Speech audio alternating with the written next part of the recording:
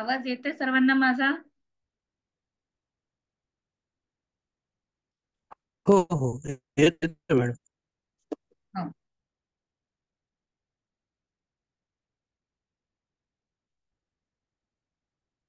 स्वागतम, शुभ स्वागतम.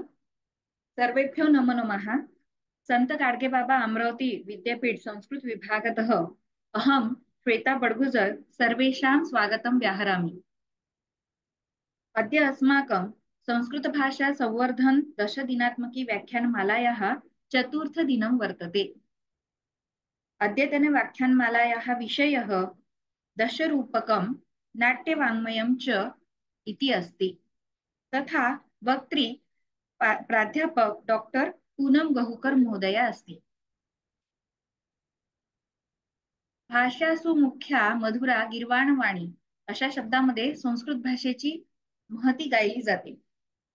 यातही नाटकांना अनन्यसाधारण महत्त्व दिलेलं आहे. नाट्यशास्त्र याला तर पंचमवेद असं सुद्धा म्हटलं जातं.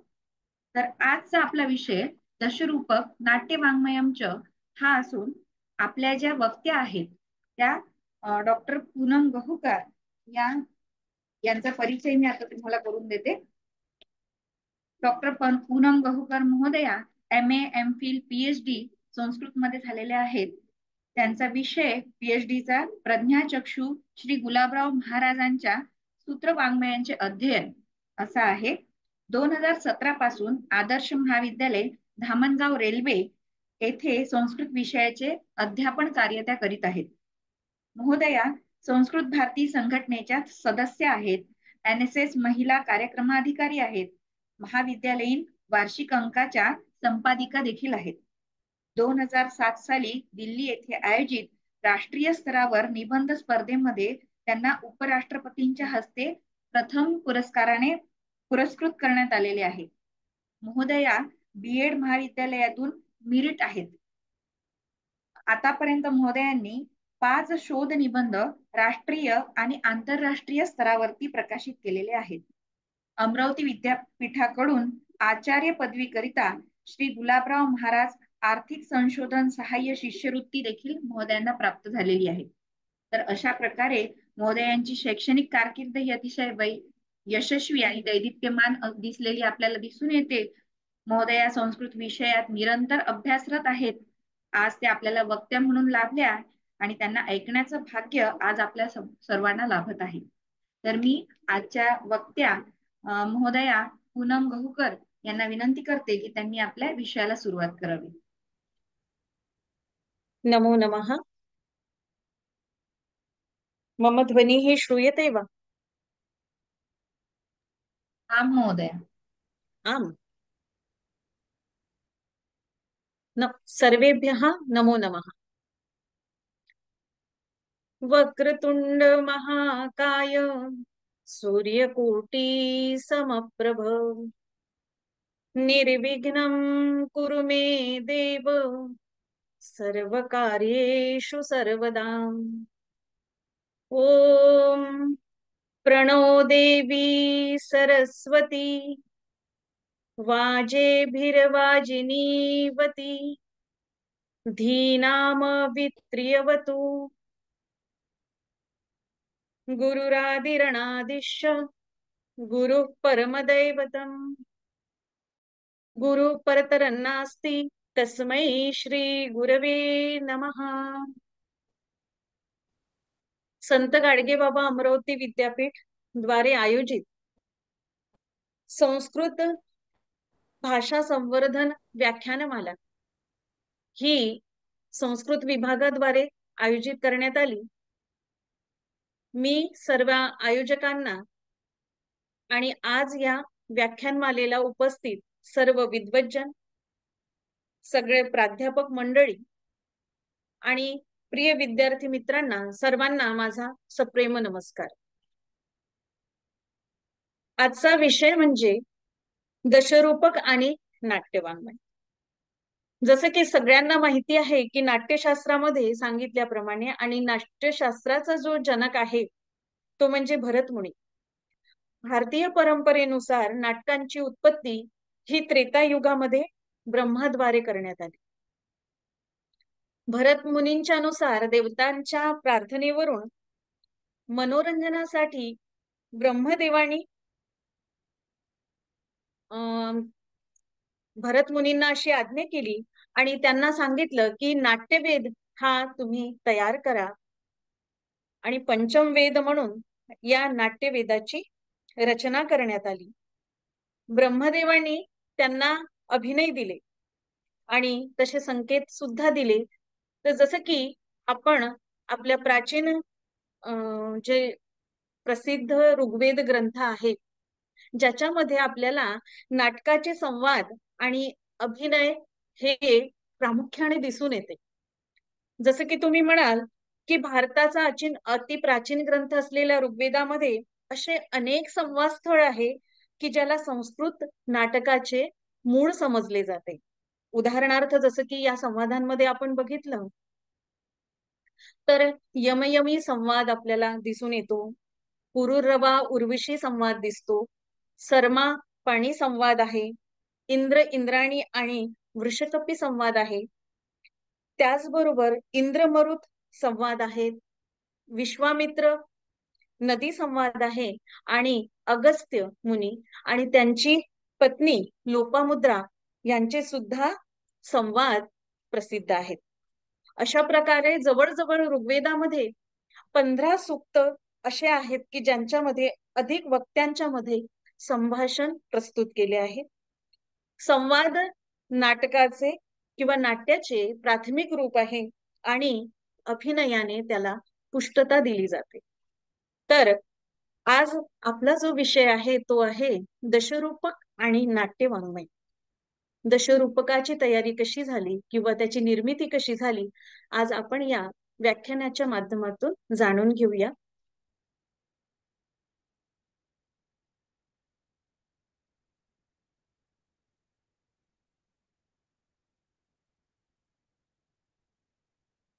सर्वांना स्क्रीन दिसते आहे?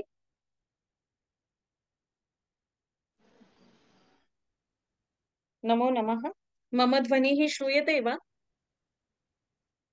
ध्वनिः श्रूयते महोदय, किन्तु स्क्रीन् न दृश्यते इदानीम्.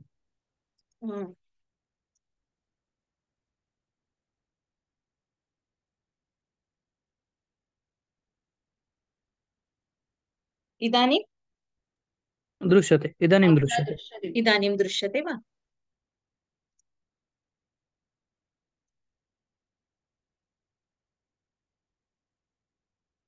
सर्व मंडळीला माझा सप्रेमपूर्व नमस्कार आणि आजच्या या आपल्या व्याख्यानाला आपण सुरुवात करूया. तर जसे की आपण बघूया की सर्वात आधी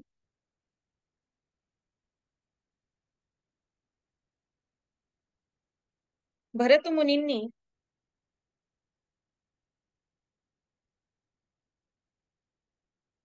की भरत मुनींनी जेव्हा नाट्यवेदाची सुरुवात केली तर त्यांनी कुठकुठनं काय काय घेतलेलं आहे. जसे की जग्राह पाठ्यम ऋग्वेदात सामेभ्यो गीतमेवच यजुर्वेदात अभिनयम रसानाथ वनादपी.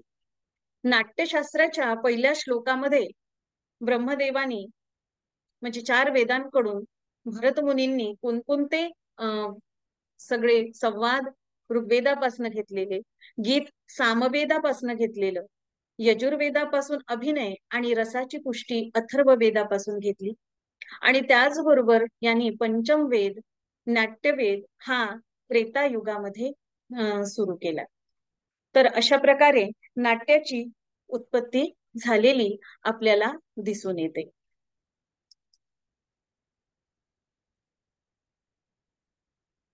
आपण दशरूपकाचा आधार आणि त्याचं नाट्यवाङ्मय कसं झालं तयार आपण हे बघूया. तर आचार्य धनंजय यांचा काळ आपण बघू की ज्यांनी दशरूपकाचे रचयिता म्हणून ते प्रसिद्ध आहेत आणि ते विष्णूचे पुत्र व मालवा या परमारवंशीय शासक महाराज होऊन गेलेत. मुंच वाग्मती राज द्वितीय यांचे सभा पंडित होते. दशरूपकाचा आधार जो आहे तो भरत मुनीचे नाट्यशास्त्र आहे. नाट्यशास्त्रांच्या सिद्धांतांना संक्षिप्त रूपात धनंजयानी 9व्या शतकामध्ये अलंकार शास्त्राची स्वतंत्र रूपात व्यक्त करण्याची धारा प्रवाहित झाली आणि नाट्यशास्त्रावर सुद्धा अनेक ग्रंथ त्यावर तयार झाले. त्यातूनच रूपकाच्या 10 भेदाचे वर्णन आहे आणि म्हणूनच त्याला नाव दिलेले आहे दशरूपक. रूपक म्हणजे काय? तर रूपक म्हणजे दृश्य आणि काव्य, दृश्य श्रव्य काव्य, ज्याला आपण रूपात्मक शब्दाचा प्रतिकात्मक आणि शाब्दिक अर्थ असतो. जेव्हा एखादी गोष्ट व्यक्तीद्वारे स्वतंत्र किंवा मत्सर, लोभ यासारख्या अमूर्त कल्पना व्यक्त केल्या जातात तेव्हा त्याला रूपक म्हणून ओळखल्या जाते. धनंजयाने नाट्यशास्त्राच्या सिद्धांताला त्यांच्याच शब्दात संक्षिप्त रूपाने पण सोप्या पद्धतीने प्रस्तुत केलेले आहे. अनावश्यक विस्तार न करता सूत्ररूपामध्ये तथ्यांना कारिकेच्या रूपामध्ये स्पष्ट केलेले आहे. दशरूपकाचे सर्वात मोठे वैशिष्ट्य आहे की 300 श्लोकामध्ये आपल्याला नाट्याचे भेदक तत्व जसे की वस्तू, नेता आणि रस याचे पूर्णतया विवेचन प्रस्तुत केलेले आहे. तर आपण दशरूपक कोणकोणती ते इथे बघूया. मम ध्वनिः श्रूयते वा? आम महोदय. आचार्य भरत मुनींनी नाट्यशास्त्रामध्ये म्हणजे आचार्य भरत मुनींनी नाट्यशास्त्रामध्ये धनंजय आणि दशरूपकामध्ये आणि आचार्य विश्वनाथांनी साहित्य दर्पणामध्ये रूपकांचे भेद याविषयी स्वतःचे भिन्न भिन्न मत प्रस्तुत केलेले आपल्याला दिसून येते. या भेदांच्या आधारे जे जिज्ञासू आहेत, अभ्यासक आहेत, यांना समजायला सोपे जाईल की आपण कोणत्या लक्षणाच्या द्वारे नाटकाला नाटक म्हणावे, कोणत्या लक्षणाच्या द्वारे आपण त्याला प्रकरण म्हणायचं, कोणत्या लक्षणाच्या द्वारे त्याला आपण भान म्हणायचं, प्रहसन म्हणायचं, व्यायोग म्हणायचा की संवकार म्हणायचा. तर अशा प्रकारे कोणाला काय म्हणायचं, तर दशरूपकाच्या अध्ययनाच्या द्वारे आपण दशरूपक नेमके कोणकोणते आहेत ते जाणून घेऊया. तर नाटकम अथ प्रकरणम भान व्यायोग संवकार डिमः इहा मृग अंक कवित्य प्रहसनमिती रूपकाणी दश. साहित्य दर्पणामध्ये आचार्य विश्वनाथांनी भरत मुनींच्याच नुसार दशरूपक सांगितलेले आहे. त्याचबरोबर आचार्य भरत मुनी म्हणतात की विश्वात असं कोणतेही ज्ञान नाही, शिल्प नाही किंवा कोणती अशी विद्या नाही की कला नाही, असा कोणताच योग नाही किंवा असं कोणताच कर्म नाही की ज्याला आपण नाट्याच्या द्वारे, अभिनयाच्या द्वारे सर्वांच्या समोर प्रस्तुत करू शकत नाही. तर अशा प्रकारे इथे दशरूपकांची संख्या आपण इथे दिलेली आहे, बघू शकता. नाटक, प्रकरण, भान, प्रहसन, डीम, व्यायोग, समवकार, विथी, अंक, इहामृग ही दशरूपकांची नावे आपल्या समोर प्रस्तुत केलेली आहे.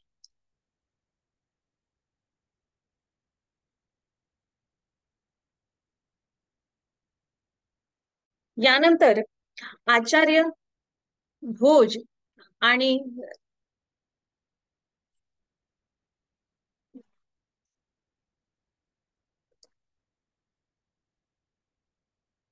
आचार्य भोज यांनी व नाट्य दर्पणकार रामचंद्र आणि गुणचंद्रांनी रूपकाचे 12 भेद मानले आहेत, ज्यात नाटकाचे 18 भेद मानलेले आहेत, ज्यात आपल्याला नाटिका आणि प्रकरण नामक 2 आणखी भेद जोडले गेले. या रूपकांचे व्यतिरिक्त 18 उपरूपक सुद्धा आहेत. या उपरूपकांची माहिती आपल्याला इथे आपण बघू शकता. नाटिका त्रोटकम गोष्टी, सट्टकम नाट्यरासकम, प्रस्थानोल्लाप्य काव्यानी, प्रेंखणम रासकम तथा.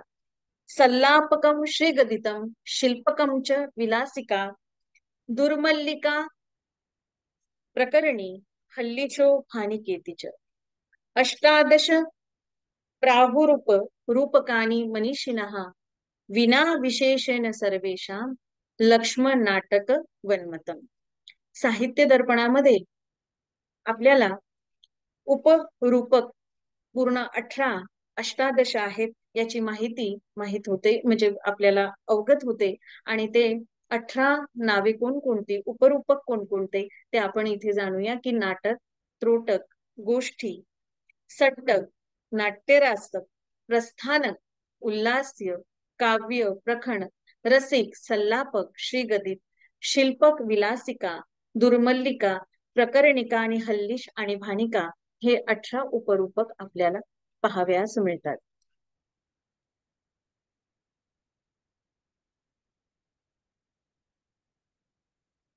यानंतर आपण की रूपक कशी तयार झाली आणि त्यासाठी काय लागतं, तर वस्तू, नेता, रस हे सर्वात महत्वाचे आहे. की वस्तू म्हणजे काय, तर वस्तू म्हणजे कथावस्तू किंवा कथानक. आणि कथानकाचे 2 विभाजन केले जाते. मुख्य कथा वस्तू म्हणजे ज्याच्यात अधिकारिक, ज्याच्यात प्रधान कथा असते, आणि प्रासंगिक म्हणून ज्याला आपण अंगभूत कथा म्हणतो. जसे की उदाहरणार्थ आपण बघूया की भगवान राम आणि सीता यांचा वृत्तांत आहे, जी प्रधान कथानक आहे. आणि त्याचबरोबर प्रासंगिक कथा म्हणजे त्याच रामायणामध्ये विभीषण आणि सुग्रीव इत्यादींचा वृत्तांत येतो. तर इतिहास पुराणातून घेतलेली कथावस्तू म्हणजे ही प्रख्यात कथावस्तू म्हणून प्रसिद्ध म्हटली जाते.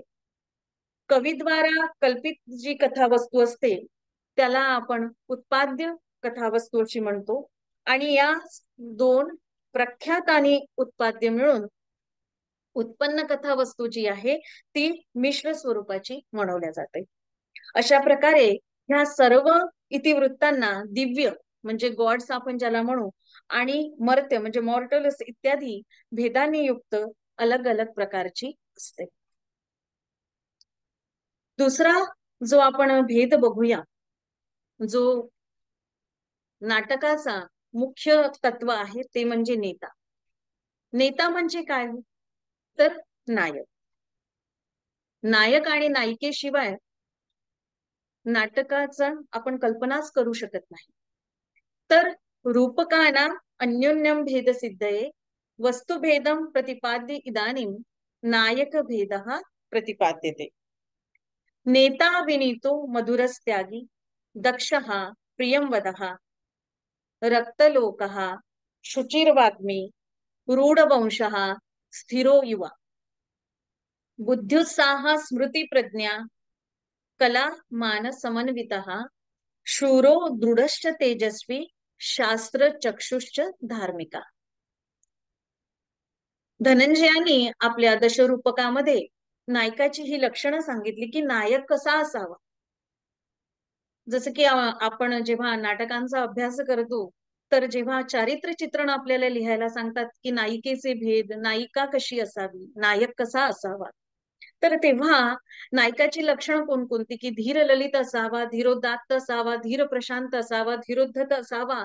तर याच्यामध्ये सुद्धा नायकाची कोणकोणती गुण आहेत हे आपल्याला इथे अभ्यासायची आहे. तर नायक हा विनीत असावा, मधुर असावा, त्यागी असावा, कुशल असावा, प्रिय बोलणारा, मृदुभाषी असावा, सर्वांचा आवडता असावा, सर्वांचा प्रिय असावा, शुची असावा, वाग्मी, प्रसिद्ध वंशातला कोणीतरी कुळातला राजा वगैरे राजर्षी असावा, किंवा स्थिर युवक, बुद्धिमान, उत्साही, स्मरणशक्तियुक्त म्हणजे चांगला बुद्धिमानी असावा, प्रज्ञा व कला कौशल्याने तो युक्त असावा, शूर असावा, मानी असावा, तेजस्वी असावा, आणि शास्त्रानुसार कार्य करणारा आणि धार्मिक असायला पाहिजे. तर नाटकांच्या रूपकामध्ये आपल्याला नायकाची गुण अशा प्रकारे दिसून येतात. यानंतर रसाचा नाटकाचा महत्वाचा भाग म्हणजे रस. रस म्हणजे रसनिष्पत्ती कशी. जोपर्यंत आपल्याला त्याच्यामध्ये रुची निर्माण होणार नाही, अभिरुची निर्माण होणार नाही, तोपर्यंत आपल्याला ते नाट्य म्हणा, काव्य म्हणा, ते रुचकर वाटणार नाही किंवा आवडणार नाही. जोपर्यंत वस्तू कथानक आलं, नेता नायक नायिका आल्यात आणि त्यानंतर रस म्हणजे काय, रस म्हणजे काय, तर स्थायी भाव, विभाव, अनुभव, सात्विक भाव आणि व्यभिचारी भाव द्वारा रुचीपूर्ण बनवले जातात, त्याला रस असे म्हणतात. जे आपल्या मनात उठणारे भाव आहेत, स्थायी भाव, ते 8 प्रकारचे आहेत. रती, उत्साह, जुगुप्सा, क्रोध, हास, विस्मय, भय आणि शोक. शम हा या रसांच्या 8 प्रकारामध्ये नाही घेतला जातो, तो निर्वेद, शांती म्हणून याला वेगळं मानलेलं आहे. अशा प्रकारे 8 रस तयार होतात, ज्याच्या रसांची नावं आहे शृंगार रस, वीर रस, विभत्स रस, रौद्र रस, हास्य रस, अद्भुत रस, भयानक रस, करुण रस व शांत रस. अशा प्रकारे रसांचं विवेचन आपणास पाहावयास मिळते. यानंतर आपण दशरूपकांचे जे प्रकार आहेत त्याच्याकडे वळणार आहोत. तो सर्वात सगळ्यांच्या परिचयाचा जो भाग आहे तो म्हणजे नाटक. BA चे विद्यार्थी आहेत, MA चे विद्यार्थी आहेत, संस्कृत साहित्यामध्ये सर्वात महत्वाचं म्हणजे नाट्यवाङ्मय. आणि नाटक कसं असावं, तर संस्कृत साहित्यामध्ये 10 प्रकारचे नाट्य किंवा सर्व रूपकांमध्ये नाटक हे सर्वात महत्वाचं आणि सगळ्यांना आवडणार आणि सर्व लक्षणांनी युक्त असलेलं असं दशरूपकार धनंजयाने नाटकाला सर्वात महत्वाचं मानलेलं आहे. आणि आचार्य विश्वनाथ सुद्धा आपल्या साहित्य दर्पणामध्ये नाटकाची अशी कारिका प्रस्तुत करतात. आपण बघू शकता की नाटक कसं असावं. नाटकाचे जे इतिवृत्त आहे किंवा इतिहास प्रसिद्ध असून त्यात पंचसंधी म्हणजे मुख, प्रतिमुख, गर्भ, विमर्श आणि निर्वहन या 5 संधींचा समावेश त्याच्यामध्ये असावा. याचा नायक जो आहे, नाटक जो आहे ते मानवीय जीवनातील सुख आणि दुःखात्मक या सगळ्या भावांनी युक्त असून रस व भावांनी युक्त असावं. त्याचबरोबर याच्यामध्ये याची रचना कमीत कमी 5 किंवा अधिकाधिक 10 अंकात असावे. याचा नायक प्रख्यात वंशापासून झालेला राजर्षी जो धीरोदात्त व प्रतापी असावा. नायक दिव्य अर्थात देवलोकाचा निवासी, दिव्य, अदिव्य किंवा मर्त्यलोकाचा निवासी किंवा दिव्य पुरुष जो मानव रूपाने विराजमान असतो. अशा प्रकारे इथे नायक अभिप्रेत आहे.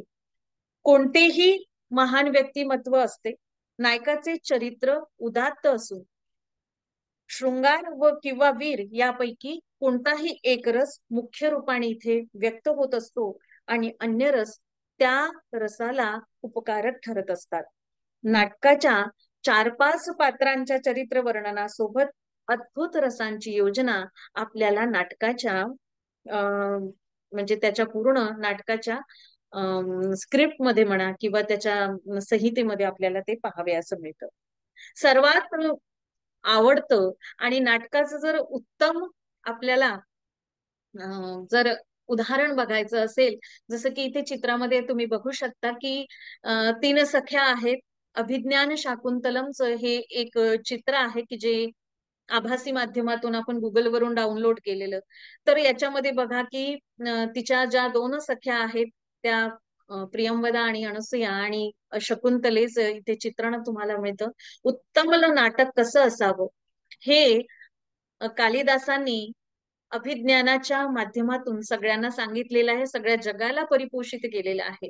आणि त्याचबरोबर भवभूतीचं सुद्धा, म्हणजे भवभूतीचं जे नाटक आहे, उत्तरे रामच्या द्विते भवभूती विशिष्यते, की उत्तर रामचरिताच्या आणि भवभूती उत्तम नाटक कशी असावीत, हे दोन उदाहरण इथे आपण प्रस्तुत केलेले आहेत.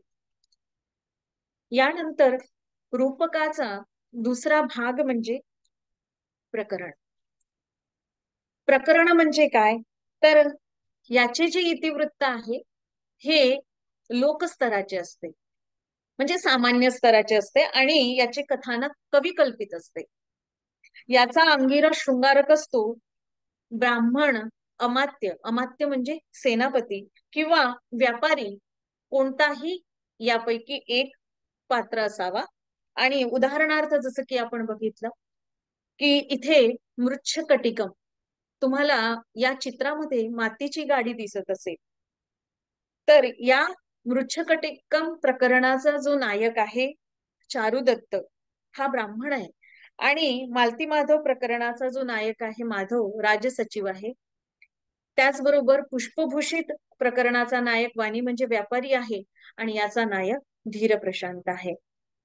त्या खाली तुम्हाला अजून एक चित्र दिसत असेल, त्याच्यामध्ये मृच्छकटिकम दोन नायिका याच्यामध्ये दिसतात आहे. आणि जो चारुदत्ताचा मुलगा आहे रोहसेन, त्याला मातीची गाडी नको असते, त्याला एक स्वर्ण शाटिका म्हणजे शकट असं असावं लागतं, म्हणजे सोन्याची गाडी त्याला हवी असते. तर जी गणिका आहे ही आपली सर्व आभूषणे त्या गाडीवर टाकते आणि त्याला ती गाडी जी आहे ती त्याला भेट म्हणून देते. म्हणून या प्रकरणाचं नाव जे आहे ते मृच्छकटिकम, म्हणजे मातीची गाडी, असं याच्यामध्ये आपल्याला प्रस्तुत केलेलं दिसतं.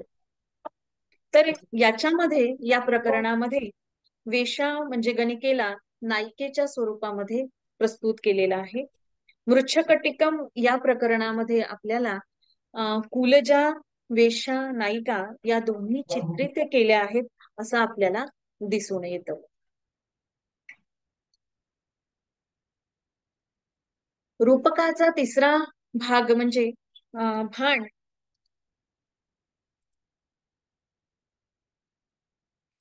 हा एक अंकी रूपक आहे. BA फर्स्ट इयरला जे विद्यार्थी आहेत त्यांना भासांची नाटके ही अभ्यासाला आहेत. त्याच्यामध्ये गणपती शास्त्रींनी जी 13 नाटकं शोधून काढली, त्याच्यामध्ये ज्याला आपण भास नाटक चक्र म्हणतो, त्यापैकी एक दूतवाक्य नावाचं एक नाटक आहे, ज्याला भान हे एक अंकी रूपक म्हणून संबोधलं जातं. ज्यात एकटाच वीट जो आहे तो पात्र आहे आकाशवाणीच्या माध्यमातून. लक्षात असू द्या की आकाशवाणीच्या माध्यमातून स्वतः तो म्हणजे उक्ती आणि प्रत्युक्ती करतो, आणि धूर्तजनांच्या चरित्राचे वर्णन तो इथे प्रस्तुत करतो.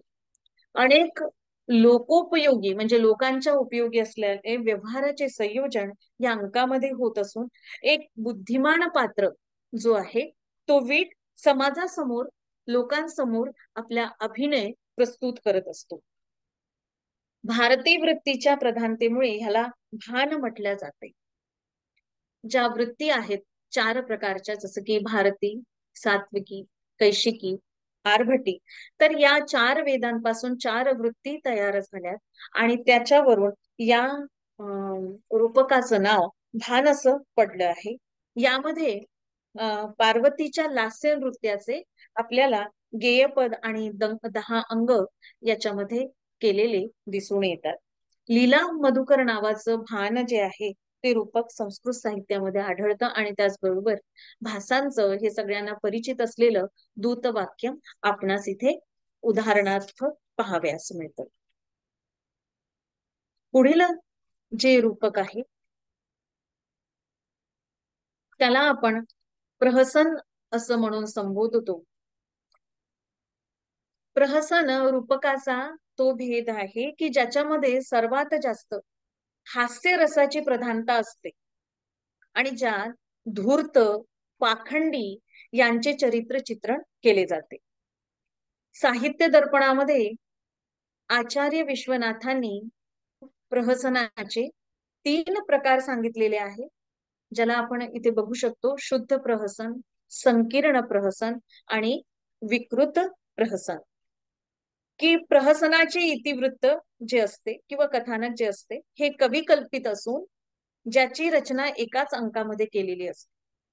नायक अधम प्रकृतीचा व्यक्ती असतो आणि यात हास्यरस प्रामुख्याने असतो.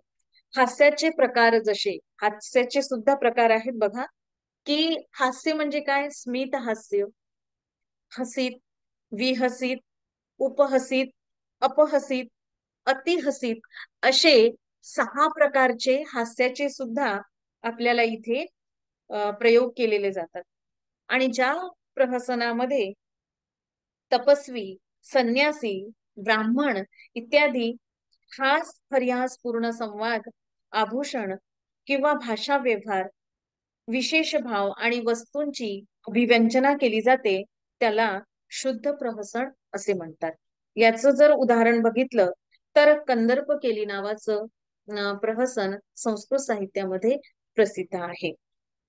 आणि विकृत प्रहसन कामुक, चारण, योद्धा इत्यादींचे वेशभूषेचे अनुसरण करणारे नपुंसक, कंचुकी आणि तपस्वी इत्यादी पात्राने युक्त असे हे प्रहसन असतं.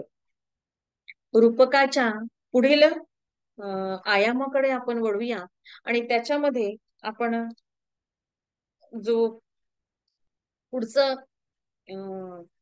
रूपक आहे त्याला डिम असं म्हणतात. डिम म्हणजे मायेंद्र जाल संग्राम क्रोधान दांतादिचेष्टतेहि उपरागेश भूयिष्ठो डिमः ख्यातेति वृत्तकः. अंगी रौद्र रसस्तत्र सर्वेंगाणी रसा पुनः चत्वारोंकाः मतानेह विष्कंभक प्रवेशको. नायका देवगंधर्व यक्ष रक्षो महोरगाः भूत प्रेत पिशाचाद्याः षोडयात्यन्यमुत्थिताः. वृत्तयः कैशिकीहीन निर्विमर्शाश्च संदयः दीप्ता स्युः षडरसाः शांत हास्य शृंगार वर्जिताः. जसं की या रूपकामध्ये डिम ज्याला नाव दिलेलं आहे, माया, इंद्रजाळ, संग्राम इत्यादी कारणाने अधिक क्रोधाने ग्रस्त व्यक्तीच्या चेष्टांचे वर्णन या रूपकामध्ये केल्याने यात निर्घात म्हणजे आघात, प्रहार करणे, उल्कापात, सूर्य चंद्रांचा जो उपराग आहे इत्यादी वर्णन असून याचे इतिवृत्त जे असते ते प्रख्यात म्हणजे प्रसिद्ध असतात. यात रौद्र रस असून या 16 प्रकारचे नायक असतात. 16 प्रकारचे आता नायक कोणकोणते? तर त्यात देव, गंधर्व, यक्ष, राक्षस, सर्प, भूत, प्रेत, पिशाच इत्यादी अत्यंत उद्धट प्रकृतीचे पात्र असतात. डिमचे उदाहरण महाकवी वत्सराजाने त्रिपुरदाह नावाचे रूपक प्रस्तुत केलेले होते, लिहिलेले होते. आणि संस्कृत साहित्यामध्ये महाकवी वत्सराज असे कवी आहेत की ज्यांनी षडरूपकांची म्हणजे वेगवेगळ्या नावाने भिन्न भिन्न रूपाने त्यांनी अशा रूपकांची रचना केलेली आपल्याला आढळते.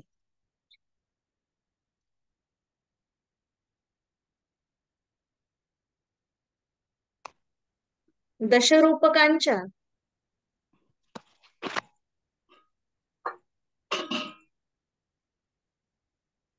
प्रकारामध्ये पुढचं जे रूपक आहे त्याला आपण व्यायोग असं म्हणतो. मला असं वाटतं विद्यार्थी मित्र हो, भासांच्या नाटक चक्रामध्ये आपण ही नावं ऐकलेली आहेत का? विद्यार्थी असतील? विद्यार्थी आहेत? मम ध्वनी श्रूयते वा सर्वे? आम. आम. मध्यम व्यायोग वगैरे बेटा हे सगळे ऐकलेले आहेत का? हो मॅम. हो मॅम. हा हो, ऐकलेली आहे. भास नाटक चक्रामध्ये या नाटकांची नावं सगळ्यांना परिचित आहे मला असं वाटतं. नाही का? तर याचे कथानक जे आहेत ते कसे असतात की ते प्रसिद्ध, आणि यामध्ये काय असतं की स्त्री पात्र जे आहेत, म्हणजे ज्या नायिका आहेत स्त्री पात्र, या अगदी कमी आणि पुरुष पात्रांची संख्या जास्त असते.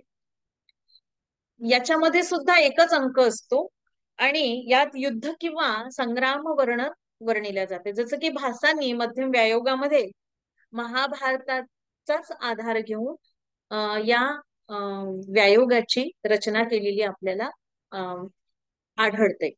आणि याचा नायक जो असतो तो प्रसिद्ध पुरुष असणे आवश्यक आहे. म्हणजे तो प्रसिद्ध पुरुषच असावा, ज्याला सगळे परिचित, म्हणजे सगळे त्याला ओळखतात.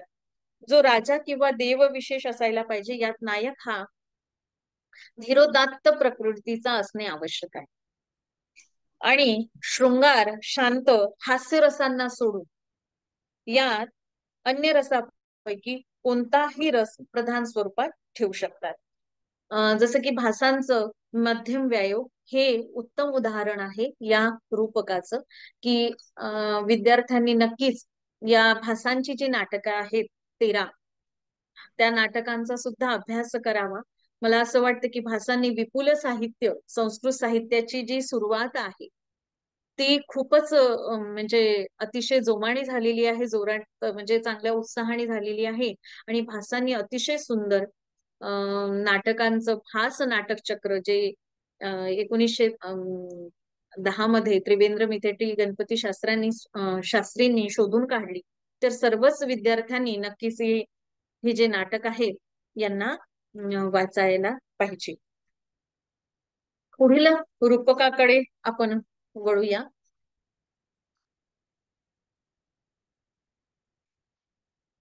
समवकार या रूपकामध्ये देव आणि असुरांचं जे युद्ध आहे. असं म्हणतात की जेव्हा भरत मुनींनी नाट्याचा इंद्र महोत्सवावर जेव्हा त्यांचं नाटकाचं प्रदर्शन केलं प्रथमतः, आणि त्यानंतर अजून नाटकांचे प्रयोग केले की ज्याच्यामध्ये देव आणि गंधर्व, भरतांची मुलं, हे बाकीचे जे होते ते त्यांनी अभिनय केलेला होता. आणि त्याच्यामध्ये अमृत मंथन हे जे नाटक आहेत हे प्रस्तुत केलेलं होतं. की इथे तुम्हाला चित्रामध्ये दिसत असेल की अमृत मंथन सुरू आहे आणि त्या अमृत मंथनामध्ये एकीकडनं देव दिसत आहे आणि एकीकडनं आपल्याला दानव दिसत आहे. की वृत्तम समवकारे तू ख्यातम देवा सुराश्रयम संध्ययो निर्विमर्शास्तु त्रयोंकास्तत्र चादि संधी द्वांतयो तद्वदेक एको भवेत् पुनः नायका द्वादशोदात्तः प्रख्याता देवमानव फलम पृथक् पृथक् तेषां वीरमुख्यो खिलो रसः वृत्तयो मंदकेशिक्यो नात्र बिंदु प्रवेशको विथ्यंगाणि च तत्र स्युः यथा लाभं त्रयोदश गायत्रिष्णुगमुखान्यत्र छन्दांसि विविधानि च त्रिशृंगारस्त्रिकपटः कार्यशायां त्रिविद्रवः वस्तु द्वादश नालीभिर्निष्पाद्यं प्रथमांकगम. तर संवकारामध्ये ही मी कारिकेचं इथे पठन केलं की संवकाराचं लक्षण जे आहे साहित्य दर्पणामध्ये आचार्य विश्वनाथांनी आपल्याला केलेलं दिसून येतं की देव आणि असुरांशी संबंध असलेलं इतिवृत्त किंवा कथानक याच्यामध्ये असतं. आणि त्याच्यामध्ये 12 नायक असतात जे धीरोदात्त आणि प्रख्यात आणि दिव्य असतात. अजून अदिव्य कोटीचे सुद्धा, म्हणजे ज्यांना आपण असुर वगैरे म्हणूया, राक्षस म्हणूया, असे अदिव्य कोटीचे सुद्धा त्याच्यामध्ये त्यांना सुद्धा नायक म्हणूनच संबोधलेलं आहे. प्रत्येक नायकाचे प्रयोजन हे अलग अलग असते. यात स्वाभाविक, कृत्रिम व दैवश 3 प्रकारचे आणि कपट, चेतन, अचेतन व चेतन अचेतन म्हणजे चेतनाचेतन अशा 3 प्रकारच्या विविध म्हणजे वेगवेगळ्या विद्रवांची योजना याच्यामध्ये असते. आणि या अंकाचे जे विभाजन आहे हे काळावर अवलंबून असते. काळावर म्हणजे जसं की कालगणनेनुसार याच्यावर अवलंबून असते. की याच्यामध्ये काय तर आपण बघूया की प्रथम अंकाची जी कथा आहे त्याला बाह्यनाडी म्हणतात, त्याला 24 प्रहर असा वेळ दिलेला आहे, ज्याच्यामध्ये 24 घडी ज्याला आपण म्हणतो त्याला प्रहर म्हटलेला आहे. द्वितीय अंकाची जी कथा आहे त्याला 4 नाडी म्हटलेला आहे, त्याला 8 प्रहर असं लागतात. म्हणजे हे ठरवून नाही तर काल्याच्या गणनेनुसार म्हणजे वेळेनुसार ही दिवस आणि रात्रीनुसार या रूपकाचा अभिनय सर्वांसमोर सादर केला जातो. तृतीय अंकाचं जी कथा आहे त्याला 2 नाडी म्हटलेलं आहे, म्हणजे 4 प्रहर अशी असते. समुद्र मंथन आणि अमृत मंथन समवकार रूपकाचे उदाहरण आहे. भरत मुनींनी सर्वात आधी अमृत मंथनाचा या रूपकाचा प्रयोग आपल्याला केलेला आढळतो. या पुढचं जे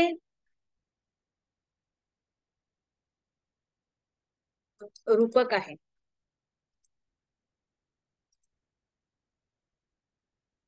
त्याला विथी असं म्हणतात. विथी म्हणजे काय तर विथी म्हणजे असं एकात एक गुंतलेलं गल्लीप्रमाणे. तर विथी ते रूपक आहे ज्यामध्ये भारतीय वृत्तीचा एकदेश म्हणजे एकाच अंगाचे उदाहरण आपल्याला पाहायला मिळतं. अन्य रूपकांसाठी उपकारक मांडलेलं आहे. विथी म्हणजे गल्लीप्रमाणे वक्रता पूर्ण असते, म्हणजे जे वक्रोक्ती वैचित्र्य याच्यामध्ये आपल्याला पाहायला मिळते. आणि हे जे रूपक आहे याची रचना जी असते ती एकाच अंकामध्ये होते. यात सुद्धा जो नायक आहे हा एकच पात्र आकाशवाणीच्या माध्यमातून किंवा 2 पात्रांच्या मध्ये म्हणजे 2 चरित्रांच्या मध्ये उत्तर आणि प्रत्युत्तराच्या द्वारे काल्पनिक पात्रांसोबत बोलण्याचे चित्रण प्रस्तुत केल्या जाते. जसं की इथे कारिका तुम्ही बघू शकता. सर्व संस्कृतचे जे विद्यार्थी आहेत की विद्यामेको भवेद अंकः कश्चित एकोत्र कल्प्यते आकाश भाषिते रुक्तेश चित्रा प्रत्युक्तिमाश्रितः सूचयेत् भूरि शृंगारम किंचित दव्याद्रसान् प्रति मुख निर्वहणे संधी अर्थ प्रकृतयोखिला अस्यास्त्र त्रयोदशांगाणी निर्दशन्ति मनीषिणः उद्धात्य च कावल गीते प्रपंच स्त्रीगतम चलम वाक्यल्याधिपले गंडम अवस्यांदित नालिके असत प्रलाप्य व्याहान स्मृतमार्दम वाणी च तानितु. तर इथे आपल्याला हे जे आहे विथी नावाचं रूपक आपल्या समोर इथे आचार्य धनंजयानी त्यांच्या दशरूपक या ग्रंथामध्ये त्यांनी सांगितलेलं आहे. यानंतर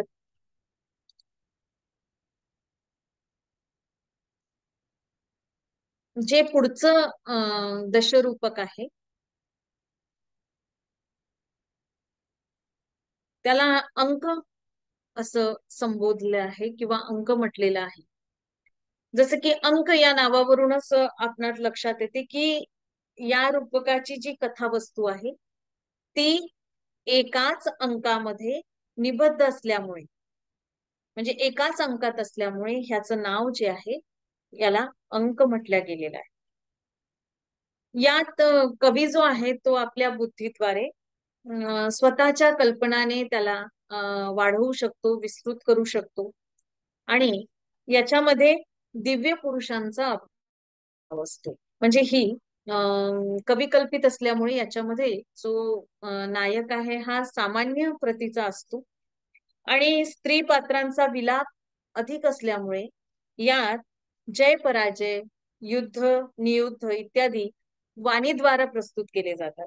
यात स्त्रियांचा अधिक विलाप असल्यामुळे व्याकुळ चेष्टा व निर्वेद प्राय या भाषणाची अधिकता अधिक असते. जसं की तुम्ही या कारिकेमध्ये सगळे बघू शकता की त्याचं लक्षण काय आहे की उत्सृष्टी कांक एकांको नेतारह प्राकृता नरहा रसोत्र करुणस्थायी बहुस्त्री परिदेवित प्रख्यातम इति वृत्तंच कविर्बुद्धया प्रपंचयेत भानवट संधिवृत्त्यंग गान्यस्मिन जय पराजयो युद्धंच वाचा कर्तव्यम निर्वेद वचनम बहु.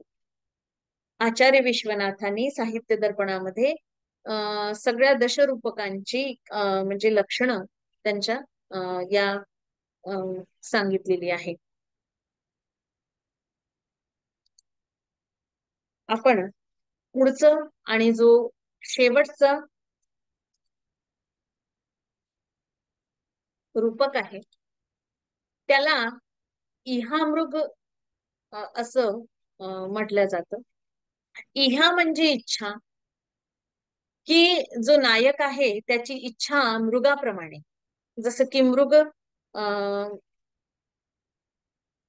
कोणत्या गोष्टीची इच्छा करतो आणि तो इकडे तिकडे भटकत असतो, त्याचप्रमाणे इहामृग रूपकाचा तो भेद आहे की ज्यात नायक मृग म्हणजे हरिणाप्रमाणे अलभ्य नायिकेला प्राप्त करण्याची इच्छा करतो आणि इहा म्हणजे इच्छा, म्हणून या रूपकाचे नाव पडले इहामृग. बघा, इहामृगो मिश्रवृत्तश्चतुरंक प्रकीर्तिता मुख प्रतिमुखे संधी तत्र निर्वहणम तथा नरदिव्यावनियमो नायक प्रतिनायको ख्यातौ ख्यातौ धीरोद्धतावन्यो गूढभाववाद युक्तकृत दिव्य स्त्रिय मनिच्छिन्नन्ति मपहार दिनेच्छतः शृंगार भासमप्यस्य किंचित किंचित प्रदर्शयत् पताका नायका दिव्या मर्त्यावापी दशोद्धतः युद्धमानीय सरंभम परम व्याजान्नि वर्तते महात्मानो वध प्राप्ता अपिबत्याः सूर्यत्रनो यकांको देव एवात्र नेतेत्याहु परे गुणाः दिव्य स्त्री हेतुकम युद्धम नायकाः षडितीतरे. की याचे वृत्त जे आहे, याचं जे कथानक आहे किंवा याची जी कथा आहे किंवा जी वस्तू आहे, वस्तू ज्याला आपण म्हटलंय कथा वस्तू जी ला आपण म्हणतो, की याचे वृत्त जे आहे ते प्रख्यात म्हणजे प्रसिद्ध असावं किंवा कल्पित वृत्तीचं सुद्धा संमिश्र स्वरूपाचं सुद्धा असतं, ज्याची रचना केवळ फक्त 4 अंकामध्ये केलेली जाते आणि देव किंवा दानव या दोहोंपैकी, देव किंवा दानव नाही, क्षम्यताम, देव किंवा मानव, मानव म्हणजे मनुष्यांमध्ये, या दोहोंपैकी कोणताही नायक किंवा प्रतिनायक या रूपात चित्रित केला जातो, परंतु तो प्रसिद्ध किंवा उदात्त प्रकृतीचा असायला पाहिजे. नायक जो आहे तो उदात्त प्रकृतीचा असायला पाहिजे. तर मला असं वाटतं की माझ्या अल्पमतीप्रमाणे मी इथे तुम्हाला थोडक्यात दशरूपकांचा जो एक सामान्य परिचय आहे तो इथे प्रस्तुत केलेला आहे. तर आपण जे रूपकांचे इथे कथानकांचं म्हणजे पूर्ण दशरूपकांचा परिचय जो थोडक्यात इथे बघितला कारिकेसह, तर त्यातनं आपल्याला काय समजलं, तर इथे थोडं निष्कर्ष स्वरूपामध्ये मला तुमच्या समोर मांडावायचं आहे. तर त्याच्यामध्ये की सगळ्यात पहिला आपण जे रूपक बघितलं त्याला आपण नाटक असं म्हणतो. तर नाटक प्रमुख असून यात कमीत कमी 5 किंवा 10 अंक असावेत आणि कथानक उदात्त असून नायक जो आहे तो धीरोदात्त स्वभावाचा असावा. प्रकरणामध्ये सुद्धा 10 अंक असतात आणि कथानक कविकल्पक व नायक धीर प्रशांत प्रवृत्तीचा असतो.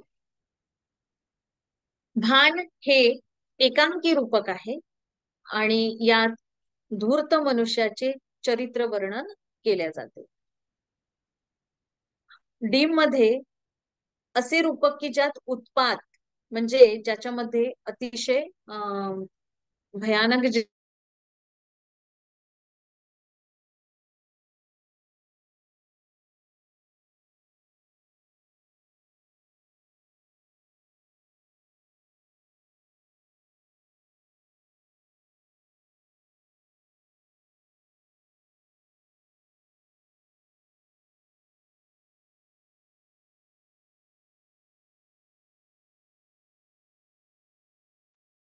मॅडम तुमचा स्पीकर म्यूट झालेला आहे.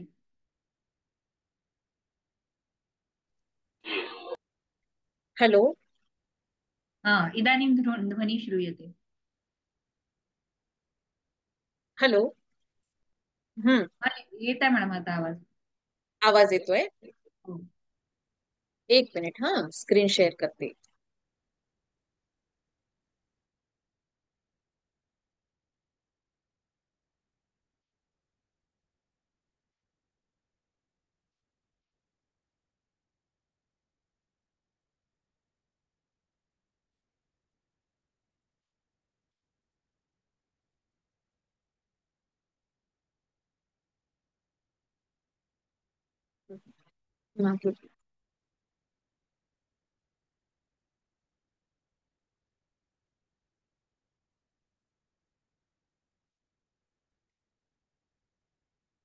असं म्हटलं.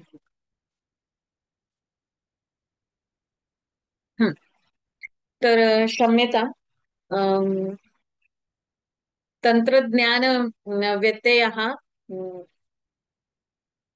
मला असं वाटतं की सर्व समजू शकतात की क्षणातच जसं लगेच काय होतं काही आपल्याला कळत नाही. तर आपण होतो की ज्याच्यामध्ये खूप उत्पात असतात की भूत प्रेत गणेसह, ज्याच्यामध्ये अतिशय रौद्रात्मक ज्या कथानकाचं वर्णन किंवा अभिनयाच्या द्वारे सगळ्यांच्या समोर प्रस्तुत केलं जातं त्याला डीम असं संबोधतात. आणि याचं जे इतिवृत्त आहे हे कविकल्पित असते. व्यायोगाचे जे इतिवृत्त आहे यात नायक आणि त्याचं कथानक हे दोन्ही प्रसिद्ध असतात. आणि याच्यामध्ये स्त्री पात्रांची संख्या कमी आणि पुरुष पात्रांची संख्या अधिक असते. आणि याच्यामध्ये एकाच दिवसाच्या घटनेचं वर्णन केलं जातं. समवकारामध्ये देवाने आणि असुरांनी त्यांच्या संबंधी ज्या काही प्रसिद्ध कथा आहे, कथानक आहेत, इतिवृत्त आहेत, त्यांचं वर्णन असतं. आणि याच्यामध्ये 3 अंक असतात. आणि याचा जो अंगी रस आहे किंवा मुख्य रस आहे तो वीर रस असतो. विधीमध्ये एकच अंक असतो आणि ज्यात 1 किंवा 2 पात्र आकाशवाणीच्या माध्यमातून उत्तर व प्रत्युत्तराच्या द्वारे आपल्या समोर वार्तालाप करतात. आणि यात शृंगार रसाची अधिकता जास्त असते. अंक रूपक भेद हा 1 अंकाचा असतो. यात कवी कोणतेही प्रख्यात वृत्त जे आहे ते आपल्या बुद्धीद्वारे म्हणजे आपल्या कवी कल्पनेने, जहान पहुचे रवी वहा पहुचे कवी, तर अशी जी कल्पना आहे कवीची तर तो त्या रूपाने प्रसिद्ध करतो, म्हणजे इथे प्रस्तुत करतो. इहामृग व इतिवृत्त जे आहे ते प्रख्यात आणि कल्पित मिश्रित स्वरूपाचे असते. आणि याच्यामध्ये 4 अंक असतात. आणि याचा नायक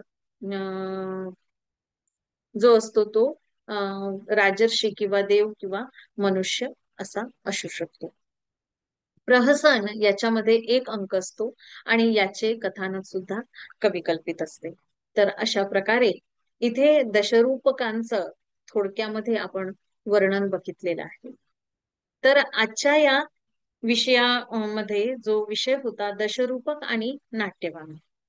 तर नाट्यवाङ्मय आता आपण थोडा संस्कृत साहित्याचा जो महत्वपूर्ण जो गाभा आहे तो आहे म्हणजे संस्कृत साहित्यातील नाटक म्हणजे नाट्य साहित्य. तर आपण थोडक्यामध्ये नाट्य साहित्याकडे बघूया, कारण सगळ्यांना अभ्यासामध्ये नाट्य साहित्य हे जरूर शिकवल्या जातं आणि प्रत्येक वर्षाला नाट्य हा सगळ्यांचा जिव्हाळ्याचा विषय आहे मला असं वाटतं. तर संस्कृत भाषेमध्ये विपुल नाट्य साहित्य आहे. नाट्यकृतीमध्ये जीवनाच्या विभिन्न अवस्थेचं वर्णन आपल्याला पाहावयाला मिळतं. दृश्य काव्य असल्यामुळे ह्याला रूपक पण म्हणतात. जसं की आता आपण बघितलं यालाच लोक नाट्य, रूपक, रूप आणि नाटकाचा प्रयोग यांच्या सारखाच अर्थ लावतात. संस्कृत भाषेमध्ये प्राचीन काळापासूनच आपल्याला नाटकाचा प्रयोग केलेला दिसून येतो. त्याचबरोबर ही परंपरा जी आहे ती आज सुद्धा कायम आहे. आजही आपण बघतो की संस्कृतचे वेगवेगळे प्रयोग आपल्या म्हणजे सभोवताल म्हणजे वेगवेगळ्या शहरांमध्ये किंवा जे नाट्यप्रेमी नाट्यरसिक आहे हे सुद्धा नाटकांचे प्रयोग भाषांतराच्या माध्यमातून म्हणा किंवा संस्कृतातून पहावयास अजूनही जातात. तर संस्कृत भाषेमध्ये आपण बघूया की आजपर्यंत लेखनाबरोबर अभिनय सुद्धा बऱ्याच रूपकांचा झालेला दिसून येतो. आणि संस्कृत रूपकांची म्हणा किंवा नाटकांची उत्पत्ती कशी झाली तर यावर जे काही पाश्चात्य विद्वान आहेत ते म्हणतात की पुत्तलिका वृत्त, जसं की डॉक्टर पिशल म्हणतात की जे पुतळींचं नृत्य आहे ज्याला आपण म्हणतो की त्याच्याद्वारे अभिनयाची सुरुवात झाली. पण आपल्या प्राचीन ग्रंथांमध्ये जे आपले आद्य ग्रंथ आहे किंवा वेद आहे याच्यामध्ये आपल्याला दिसून येतं की नाटकांची ही उत्पत्ती धार्मिक कृत्य म्हणा, वीर पूजा किंवा युनानी प्रभाव इत्यादी सिद्धांत आपण बघितले तर त्याच्यामध्ये आपल्याला नाट्यवाङ्मय हे आपली दैवी उत्पत्तीच्या नुसारच झालेलं आणि भगवान शिवांचं तांडव आणि देवी म्हणजे पार्वतीचं लास्य नृत्य आहे, ह्या दोघांच्या नृत्याने त्याच्या त्या नाटकाच्या अभिनयाला पुष्टता अधिक मिळालेली आहे. तर अशा प्रकारे मी काही निवडक जे आहेत जे आपल्याला सगळ्यांना परिचित असलेले जे काही नाटक आहे, जे नाव आपण नेहमी ऐकलेले आहे, जे आपल्या नेहमी वाचनामध्ये आहे, असे काही मी नाटकांची नावे इथे दिलेली आहे. जसं की आपण बघू शकता की भास जो आहे यांचे नाटक तुम्ही बघा की स्वप्न वासव दत्तम यज्ञफल दूतवाक्य प्रतिमा अभिषेक कर्णभार उरुभंग. तर भासांची जी नाटकं आहेत जसं की प्रतिमा आणि अभिषेक हे नाटक रामायणावर आधारित असलेलं रूपक आहे. त्याचबरोबर जसं की दूतवाक्य आहे प्रतिमा दूतवाक्य कर्णभार दूत घटोत्कच मध्यम व्यायोग, आता जे आपण काही उदाहरणं बघितली. तर ही जी नाटकं आहेत ही महाभारतावर आधारित असलेली आहे आणि सर्वात भासांचे प्रसिद्ध असलेले नाटक म्हणजे जे कथावस्तू आहे जी काल्पनिक आहे पण जी अतिशय ऐतिहासिक कथेवर आधारित असलेलं आहे, जे की उदयनाची कथा हे सगळ्यांना परिचित आहे. आणि सगळ्यांचं आवडीचं नाटक असलेलं स्वप्न वासव दत्त, त्याचबरोबर प्रतिज्ञा योगंधर आहे. तर हे ऐतिहासिक प्रसिद्ध रूपक आहेत जे भासांनी घेतलेले आहेत. त्याचबरोबर विविध जे लोकोपवाद त्यावेळेस ज्या कथा वाङ्मयावर हे होतात तर भासांनी आपले वेगवेगळे रूपक आपल्या समोर प्रस्तुत केलेले आहे. तर आपल्याला ते पाहायला मिळतं. भासांची कल्पना शक्ती जी होती ती त्या कथानकाला समजवण्याचं कौशल्य जे होतं त्यांचं अतिशय उत्कृष्ट होतं. भाषा त्यांची अतिशय सोपी आणि त्या काळातील सामाजिक आणि सांस्कृतिक परिस्थिती कशी होते हे आपल्याला भासांच्या नाटकांच्या अभ्यासावरून म्हणा ती लक्षात येते. तर काही आपण जी आता बघितले की आणि काही कल्पित रूपक आहे अभिमारक चारुदत्त हे भासांनी आपल्या कल्पनाशक्तीने रंगवलेली नाटके किंवा त्याला ज्याला आपण रूपक म्हणूया ही आपल्या नाट्य साहित्यामध्ये, नाट्य परंपरेमध्ये, नाट्य वाङ्मयामध्ये प्रसिद्ध आहेत. त्याचबरोबर कवी कुलगुरू कालिदास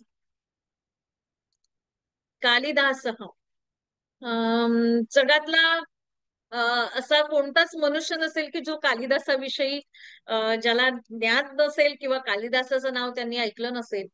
आजकाल नवीन पिढीला सांगावं लागतं कालिदास म्हणजे काय, पण जे संस्कृत प्रेमी आहेत किंवा जे जुने आपले सगळे लोक आहेत त्यांना सांगावं नाही लागत, कारण कालिदास हा कथ्यते कालिदास उच्यते, म्हणजे संस्कृतची ओळख म्हणजे कालिदास. कालिदासांचा विषय तर सगळ्यांना संस्कृत म्हणजे कालिदास आणि कालिदास म्हणजे संस्कृत, जे साहित्याचा आपला प्राण आहे. तर ज्यांना कवी कुलगुरू ही उपाधी मिळालेली आहे. पुरा कवीनाम गणना प्रसंगे कनिष्ठिकाधिष्ठित कालिदास हा. तर जर गणना केली तर अनामिका सार्थवती बहुवा ही जी हा जो श्लोक आहे तत्तुल्य कवेर भावात अनामिका सार्थवती बहुवा, तर कालिदासांची साठी जी ही उक्ती आहे किंवा हा जो श्लोक आहे की अजूनही अनामिका म्हणजे त्यांच्या तोडीचा तरी संस्कृत साहित्यामध्ये आजपर्यंत एकही कवी किंवा एकही असा नाटककार मिळालेला नाही. तर कालिदासांचं जे मालविकाग्नी मित्र नाटक आहे, कालिदासांनी अतिशय छोटी म्हणजे कमी पण फार मोठी जगाच्या मनावर म्हणा किंवा पूर्ण साहित्यावर प्रभाव टाकणारे असे 3 त्याची नाटकं आहेत. मालविकाग्निमित्रम मध्ये हे कालिदासांचं प्रथम ऐतिहासिक नाटक आहे की ज्याच्यामध्ये शुंगवंशीय राजा अग्निमित्र आणि एक मालविका विदर्भ कन्या जी असते मालविका, अग्निमित्र आणि मालविका यांचं दोघांची प्रणय कथा वर्णित केलेली आहे आणि अतिशय सुंदर कलेचं जे उदाहरण आहे की ज्याच्यामध्ये हरदत्त आणि गणदा असे नृत्याचार्य दाखवलेले आहे की नृत्य अभिनय कसा असावा. आणि कालिदासांनी तिथे विद्वानांच्या परिषदेचं सुद्धा आपल्याला उदाहरण दिलेलं दिसून येतं की त्याच्यामध्ये 5 अंकी असलेलं अतिशय सुंदर हे नाटक आहे आणि कलात्मक विकासाचं उत्तम उदाहरण कालिदासांनी याच्यामध्ये आपल्या समोर प्रस्तुत केलेलं आहे. त्याचबरोबर विक्रम उर्वशीयम जे आहे हे कालिदासांचं दुसरं नाटक आहे. याच्यामध्ये राजा पुरुरवा व अप्सरा उर्वशीची सुद्धा प्रणय कथा आहे, पण ही कथा ऋग्वेद आणि ब्राह्मण ग्रंथातही आली. नाट्यकला व काव्यकलेचं जे उदाहरण आहे हे उत्तम उदाहरण आपण कालिदासांच्या विक्रम उर्वशी या नाटकातून घेऊ शकतो. आणि BA भाग 3 ला असणारे जे विद्यार्थी आहेत त्यांना सत्र 5 ला अभिज्ञान शाकुंतलम नावाचं जगप्रसिद्ध असलेलं विश्वविख्यात असलेलं हे नाटक सगळ्यांना माहिती आहे. तर कालिदासाचे अमर झालेले नाटक म्हणजे अभिज्ञान शाकुंतलम, ज्याने सगळ्या जगालाच प्रभावित करून सोडलं आहे आणि वेगवेगळ्या भाषेमध्ये याचे कितीतरी ट्रान्सलेट किंवा कितीतरी वेगवेगळे प्रयोग आपल्याला पाहायला मिळते. तर अभिज्ञान शाकुंतलम नक्कीच. दुष्यंत आणि शकुंतलेची प्रणय कथा जी 7 अंकामध्ये आपल्याला दिसून येते आणि जेव्हा एक एक अंकाचा उलगडा होतो जातो तर नक्कीच एक अंक संपला की मुखसंधी संपली की प्रतिमुख संधी, तर काय समोरच्या कथानकामध्ये होणार आहे ही एक रोमांचक जे आहे की काय झालं असेल, शकुंतलेचं दुष्यंत आला असेल की नाही आला असेल, काय झालं असेल, तर ही एक मनाला उत्कंठा लागलेली असते की कशा प्रकारे अभिज्ञान शाकुंतलम आपण हे अभ्यासलं पाहिजे, काय झालं असेल शकुंतलेचं. तर ज्यांनी संपूर्ण जगाला प्रभावित केलंय असं दुष्यंत शकुंतलेचं हे नाट्यवाङ्मय आहे. आणि या नाटकामध्ये कालिदासाची जी उत्कंठा आहे ही चरमोत्कर्षाला पोहोचलेली आहे. आणि उपमा कालिदास असेल ज्याच्या उपमेला तर काही तोडच नाही. तर अतिशय ही या नाटकामध्ये सार्थ झालेली आहे आणि खूपच सगळ्या गोष्टींनी युक्त असलेलं, संपूर्ण नाटकांच्या वैशिष्ट्याने युक्त असलेलं हे अभिज्ञान शाकुंतलम आहे की ज्याच्यामध्ये आपल्याला बघायला मिळते की अतिशय सुंदर घटनेचं संयोजन आहे, महाभारतातून घेतलेली कथा आहे, कथानक आहे, पण तरी सुद्धा आपल्या कवी कल्पकतेने कालिदासाने याला वेगळी कलाटणी आपल्याला दिलेली दिसून येते. त्याच्यामध्ये बघा की घटनेचं संयोजन आहे, प्रेमाचा क्रमिक विकास आहे, प्रकृतीचं अतिशय मनोरम सुंदर वर्णन याच्यामध्ये आपल्याला पाहायला मिळतं, शृंगार रसाचं योग्य निष्पादन कसं केलेलं आहे हे सुद्धा आपल्याला त्याच्यामध्ये दिसून येतं. आणि दुर्वासांच्या शापामुळे काय होतं ते शापाची कल्पना जी आहे यांनी नाटक जे आहे ते अतिशय उत्कृष्ट दर्जाचं आहे. आणि उपमा अलंकाराविषयी आता मी जसं की सांगितलं की कालिदासांबद्दल तर काही बोलायलाच नको, तर त्यांच्या तोडीचा अजूनही नाहीच. अद्वितीय एकमेवाद्वितीय कालिदास हा अस्ति वा. तर काव्येषु ही हा श्लोक सगळ्यांनाच पाठ आहे की काव्येषु नाटकम रम्यम तत्र रम्या शकुंतला तत्रापि च चतुर्थोंकाः तत्र श्लोक चतुष्टयम. तर जर्मन कवी होऊन गेले एक, ज्यांना महाकवी सुद्धा म्हणतात, गेटे, जर्मन कवी, यांनी या अभिज्ञान शाकुंतलमच्या नाटकाची प्रशंसा केलेली आहे. त्यांनी शकुंतलेबद्दल बघा काय म्हटलेलं आहे की जर तुम्हाला वसंत ऋतूतील एखादं फूल किंवा पुष्प ज्याला म्हटलेलं आणि जर ग्रीष्म ऋतूतलं एखादं फळ एकत्र पाहायचं असेल ना तर तुम्ही अभिज्ञान शाकुंतलेच्या शकुंतलेला बघा. म्हणजे शकुंतलेमध्ये तुम्हाला एकाच वेळी ग्रीष्म ऋतूतील फळ सुद्धा मिळेल आणि वसंत ऋतूतील कोमल असलेलं फूल सुद्धा तुम्हाला शकुंतलेमध्ये मिळेल. म्हणजे मानवीय जीवनाच्या प्रत्येक अवस्थेचे मार्मिक चित्रण आपल्याला या नाटकामध्ये हव्यास मिळते.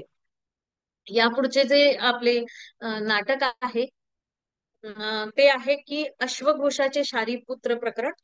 या रूपकाला अश्वघोषांनी नव अंकामध्ये लिहिलेलं आहे. याचे काही अंश ताडपत्रावर लिखित होते, जे मध्य एशियामध्ये मिळालेले आहे. यात शारिपुत्र प्रकरण व मोदगलायन जे आहे यांनी बौद्ध धर्म कसा स्वीकारला याची कथा वर्णित आहे. त्याचबरोबर विशाखा दत्त नावाचे जे नाटककार होऊन गेले, त्यांनी मुद्रा राक्षस नावाचं नाटक लिहिलेलं आहे. की मुद्रा राक्षस मध्ये हे 7 अंकी नाटक असून राजनीतिक कथानकाशी संबंधित आहे. याची कथावस्तू मौर्य वंशाशी स्थापनेशी जुळलेली आहे आणि यातील प्रदर्शित कूटनीती जी आहे, म्हणजे ज्याला आपण राजनीती म्हणतो, साम दाम दंड भेद नीती जी आहे, हे आजच्या युगात सुद्धा म्हणजे आधुनिक युगामध्ये सुद्धा अनुकरणीय आहे असं मला वाटतंय. तर विद्यार्थी मित्रांनो, नक्कीच मुद्रा राक्षस जे नावाचं नाटक आहे, मला असं वाटतं की पूर्वी आपल्या अमरावती विद्यापीठामध्ये मुद्रा राक्षस नावाचं हे नाटक अभ्यासाला होतं, पण आता पुढले जे काही अभ्यासक्रम बदललेला आहे त्याच्यामध्ये नवीन नाटकांचा अभ्यास तुम्हाला आलेला आहे. तर नक्कीच विद्यार्थी मित्रांनो, ही नाटक तुम्ही वाचा. आणि त्याच्याच बरोबर हर्षांचे जे काही रूपक आहे, ज्याच्यामध्ये प्रियदर्शिका, रत्नावली, नागानंद, BA भाग 2च्या याला रत्नावली नावाचं नाटक आहे. प्रियदर्शिका व रत्नावली ह्या दोन्ही नाटिका एकाच कथावस्तूच्या आधारे आहे. यातला नायक जो आहे तो एकच आहे, पण नायिका ज्या आहेत त्या भिन्न भिन्न आहेत. रत्नावली मध्ये जी सागरातून मिळालेली सागरिका म्हणून तिचं नाव ठेवलं जातं आणि तिचं मुख्य नाव रत्नावली, ती नाटिका आहे. आणि प्रियदर्शिका जी आहे, या नाटिकेत प्रेमिकेचे जे नाव असते ते आरण्यका असते आणि मुख्य तिचं नाव आहे प्रियदर्शिका. तर ह्या म्हणजे या नाटिकेमध्ये, दोन्ही नाटिकेवर कालिदासाच्या मालविकाग्निमित्रेची छाप असलेली दिसून येते किंवा त्याचा प्रभाव आपल्याला या नाटिकेंवर दिसून येतात. आणि याच्या वेगळं म्हणजे याच्यामध्ये, या 2 नाटिकेमध्ये जर आपण बघितलं हर्षवर्धनाच्या, तर शृंगार रसांचं वर्णन आपल्याला या 2 नाटिकेमध्ये दिसतं. आणि नागानंद जो नाटक आहे, नागानंद नावाचं जो नाटक आहे हर्षाने लिहिलेला, त्याच्यामध्ये जिमूत वाहन आणि मलयवतीची कथा येते आणि ज्याच्यामध्ये महायान बौद्ध धर्माचे आदर्श, अनुकूल व बोधिसत्वाची कथा या नाटकात आलेली आहे. आणि जिमूत आणि वाहनाची आणि मलयवतीची प्रणय कथा यामध्ये वर्णित आहे. म्हणजे या दोघांमध्ये तुम्ही बघू शकता की हर्षाने आपले रूपक जे आहेत ते सोप्या भाषेत प्रसादयुक्त शैलीमध्ये लिहिलेले आहे. तेच नाटिकेमध्ये आपल्याला शृंगार रस प्रामुख्याने पाहायला मिळते आणि तीच शृंगार रसाची धारा प्रवाहित केली आणि नागानंद या नाटकामध्ये आपल्याला शांत रस, म्हणजे जो स्थायी भाव, आपला शम निर्वेद जो आहे, याची आपल्याला आठवण होते या नाटकामध्ये. तर पुढील जे शूद्रकचे जे मृच्छकटिक आहे, याच्यामध्ये सुद्धा आपल्याला शूद्रक आणि जे मृच्छकटिकम नावाचं लिहिलेलं आहे, 10 अंकाचं रूपक लिहिलेलं आहे आणि त्याला प्रकरण असं नाव दिलेलं आहे. तर यानंतर आपण भवभूतीचे जे नाटक आहे, भवभूतींचा जो काळ आहे तो जवळजवळ 700व्या शतकामध्ये मानला जातो. आणि भवभूतींचे 2 नाटक जे आहे, महावीर चरितम आणि उत्तर रामचरितम, हे रामकथेवर आधारित असलेले नाटक आहे. आणि मालती माधव जे आहे ते प्रकरण आहे. कौटिल्याच्या अर्थशास्त्राने प्रभावित होऊन मला असं वाटतं की भवभूतीने जे आहे ते महावीर चरिताची रचना केली असं दिसून येते, ज्याच्यामध्ये राम आणि रावण यात राजनीतिक षडयंत्रावर त्यांचे कथानक विकसित झालेले असे दिसून येते. मालती माधव हे 10 अंकी प्रकरण आहे आणि यात भुरी वसूची मुलगी मालती आणि देवरातचा पुत्र माधव यांच्या विवाहाची मुख्य कथा दिसून येते. एको रसहा करुण एव, भवभूतीसाठी किंवा भवभूतीसाठी अजून एक उक्ती वापरल्या जाते जी प्रसिद्ध आहे, उत्तरे रामचरिते भवभूतीर विशिष्यते. भवभूतीचे श्रेष्ठ नाटक म्हणून उत्तर रामचरित हे म्हणजे अगदी प्रसिद्ध आहे किंवा सगळ्याच्या परिचयाचे आहे. की यात रामाच्या उत्तरवर्ती जीवनाचे करुण पक्ष जो आहे तो आपल्या समोर नाट्याच्या स्वरूपामध्ये प्रस्तुत केला आहे भगवतीने. यामध्ये नाटक आणि काव्य या दोघांचा इतका सुंदर समन्वय साधलेला आहे किंवा दोघांचं किती सुंदर सामंजस्य दाखवलेलं आहे. आणि करुण रस किती सुंदर म्हणजे त्यांनी प्रस्तुत केलेला आहे सीतेच्या माध्यमातून, हे आपल्याला याच्यामध्ये दिसून येतं की अभिज्ञान शाकुंतलामध्ये जिथे संवाद आणि सौंदर्याचे वातावरण आहे, त्याचप्रमाणे भवभूतीच्या उत्तर रामचरितामध्ये आपल्याला गंभीर आणि कारुणिक वातावरण दिसून येतं किंवा त्याचं प्रस्तुतीकरण भवभूतीला खूप सुंदर साधलेलं आहे. आध्यात्मिकता, गंभीरता आणि दाम्पत्य प्रेम कसं असावं हे भवभूतीपासून शिकायला हवं, म्हणून त्यांनी जे हे दर्शवण्यामध्ये भवभूती जे नाटककार आहे किंवा कवी आहेत हे अद्वितीय आहेत. त्याचबरोबर भट्टी नारायणाचे वेदी संहार जे आहे हे महाभारतावर आधारित असलेलं नाटक आहे की जवळजवळ याचा काळ जो आहे तो 8व्या शतकामध्ये मानला जातो किंवा इसवी पूर्व आहे 8व्या शतकामध्ये. आणि वेणी संहार हे 6 अंकी वीर रस प्रधान असलेलं नाटक आहे. याचे कथानक महाभारतावर आधारित असून दुःशासन द्वारा जेव्हा द्रौपदी पांचाळी जिला आपण म्हणतो हिला हिचे केश धरून हिला द्यूत क्रीडेमध्ये आणलेलं जातं आणि त्या गोष्टीचा अपमान म्हणून तर द्रौपदीची वेणी म्हणजे जे खुले केश द्रौपदी ठेवते आणि जेव्हा दुःशासनाच्या वधानंतर प्रेमाने प्रतिज्ञा केलेली असते की पांचाली जेव्हा मी दुःशासनाला मारेल त्याच्या छातीचं जो रक्त मी आणेल तेव्हा तू तुझे केस धुवायचे आणि त्यानंतर तू वेणी त्या केसांची करायची, म्हणून द्यूत भवनामध्ये तर ह्या वधावर या वेणी संहाराचं कथानक पूर्ण विस्तारलेलं आहे.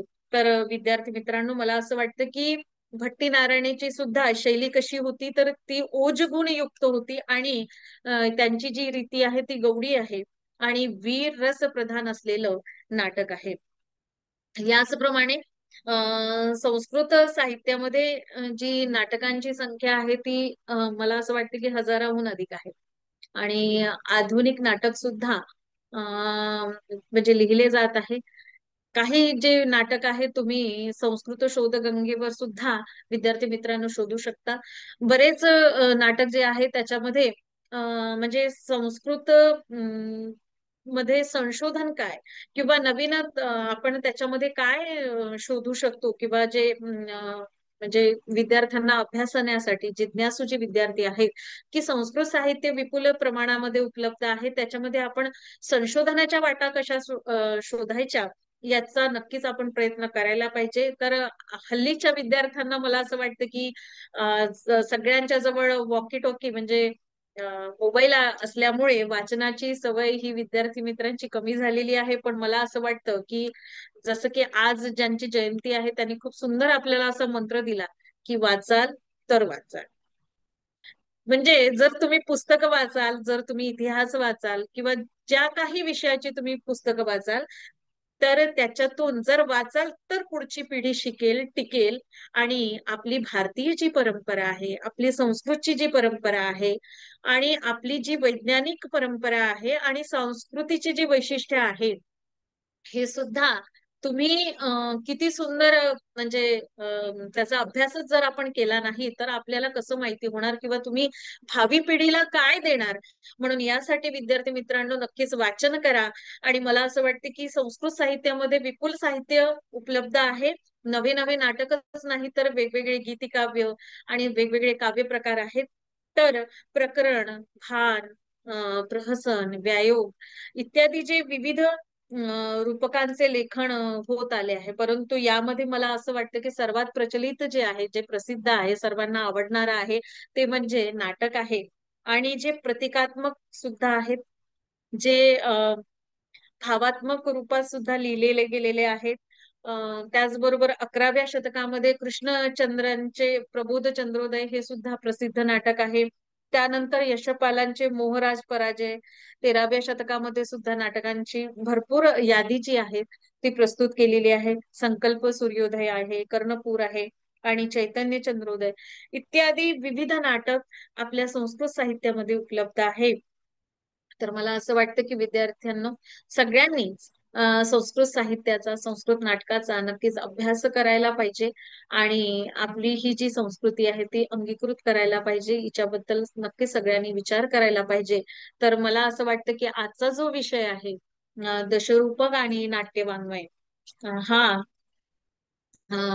मला माझ्या अल्पमतीप्रमाणे सांगण्याचा मी इथे प्रयत्न केलेला आहे. तर आयोजकांनी ही अशी सुंदर संधी मला उपलब्ध करून दिली या आभासी माध्यमातनं. तर मी संत गाडगेबाबा अमरावती विद्यापीठ इथे कार्यरत असलेले जे आपलं संस्कृत विभाग आहे यांची मी सदैव म्हणजे यांचे आभार मानते आणि सदैव तुमच्या ऋणातच राहू इच्छिते. कारण कसं आहे की जेव्हा असं म्हणतात की म्हणजे मी माझा जे आजचं व्याख्यान आहे याला मी माझा शांती मंत्र म्हणते की सर्वांना ओम पूर्णमिदः पूर्णमिदं पूर्णात् पूर्णमुदच्यते पूर्णस्य पूर्णमादाय पूर्णमेवावशिष्यते. जे अपूर्ण आहे ते पूर्ण हो आणि पूर्णत्वाला मिळून सगळेच पूर्णामध्ये चिरामय हो याच सदिच्छा. आणि मी सगळ्या आयोजकांना धन्यवाद देते की त्यांनी मला या आजच्या व्याख्यानासाठी हा जो विषय दिला त्यासाठी मी सर्वांचे खूप खूप आभार मानते. नमस्कार. धन्यवाद. धन्यवाद महोदया. मी तर म्हणेल की अल्पमतीने अतिशय प्रखर बुद्धिमती विदुषी आम्हाला आज लाभली आणि खूप छान ओघवत्या शैलीमध्ये सचित्र असं तुमचं पॉवर पॉइंट प्रेझेंटेशननी तुम्ही विद्यार्थ्यांना आजचा हा थोडा कठीण विषय असलेला सुद्धा अतिशय सोप्या पद्धतीने समजावून सांगितला. त्याबद्दल संपूर्ण संत गाडगेबाबा अमरावती विद्यापीठ संस्कृत विभागातर्फे मी तुमचे धन्यवाद व्यक्त करते.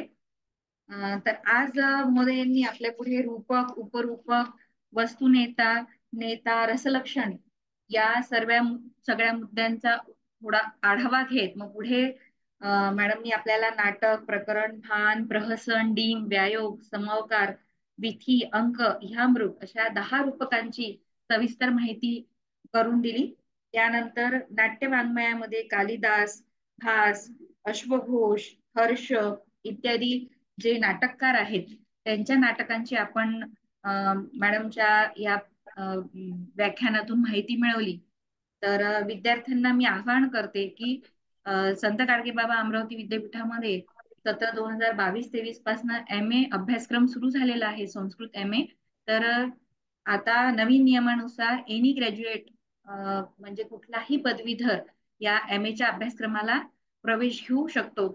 तर आता विद्यार्थ्यांना चांगली संधी आहे आणि संस्कृत विभाग हा संस्कृत प्रेमींसाठी नेहमीच कार्यरत असतो आणि सर्व संस्कृत प्राध्यापकांचा देखील आम्हाला खूप चांगलं सहकार्य लाभत असतं नेहमीच.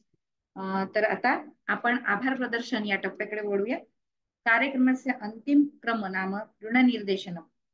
सर्वप्रथम अद्य कार्यक्रमस्य अध्यक्षा संत गाडगेबाबा अमरावती विद्यापीठ संस्कृत विभागस्य समन्वयिका माननीया संयोगिता देशमुख महोदयायाः सादरम् आभारं प्रकटयामि. अद्य कार्यक्रमस्य वक्त्री पूनम गहुकर महोदया व्याख्यानमालायाः प्रमुख वक्त्री आसीत्. तस्याः अहं वागकुसुमैः सादरम् आभारं प्रकटयामि. महोदयायाः व्याख्यानं सर्वेषां ज्ञानवर्धकं वर्तते. व्याख्यानमालायाः उपस्थितानां प्राध्यापकवृन्दानां विद्यार्थ्यानां च संस्कृतविभागपक्षतः आभारं प्रकटयामि. अस्मिन् प्रसंगे प्रत्यक्ष अथवा अप्रत्यक्ष रूपेण साहाय्यभूतानां जनानाम् अपि ऋणनिर्देशनं विधीयते. अध्यक्षीय सूचनानुगुणं कार्यक्रमम् अयं संपूर्तिम् अवाप्नोति. धन्यवादः. विद्यार्थ्यांकरता सूचना आहे की उद्याला आपलं असंच व्याख्यान राहणार 7:30 ते 9 आणि त्याचा विषय आहे संस्कृत भाषा आणि रोजगार संधी. आणि आपल्या वक्त्या ज्या आहेत त्या प्राध्यापिका वर्गंटीवर ह्या आहेत. तर उद्या देखील असंच बहुसंख्येने उपस्थित राहायचं आहे सगळ्या विद्यार्थ्यांनी. विद्यार्थी संख्या थोडी कमी आहे. आपल्या मित्रमैत्रिणींना प्रोत्साहित करा व्याख्यानमाला हजर राहण्याकरता. आणि महोदयांचे पुनश्च एकदा मी धन्यवाद करते आणि हा कार्यक्रम संपवते, आपण शांती मंत्राने आपल्या कार्यक्रमाची सांगता करूया. सर्वे भवन्तु सुखिनः, सर्वे तु निरामयाः, सर्वे भद्राणि भद्राणि पश्यन्तु, पश्यन्तु, मा मा कश्चित् कश्चित् दुःखभाग् भवेत्. ॐ ॐ शान्तिः शान्तिः शान्तिः. धन्यवाद.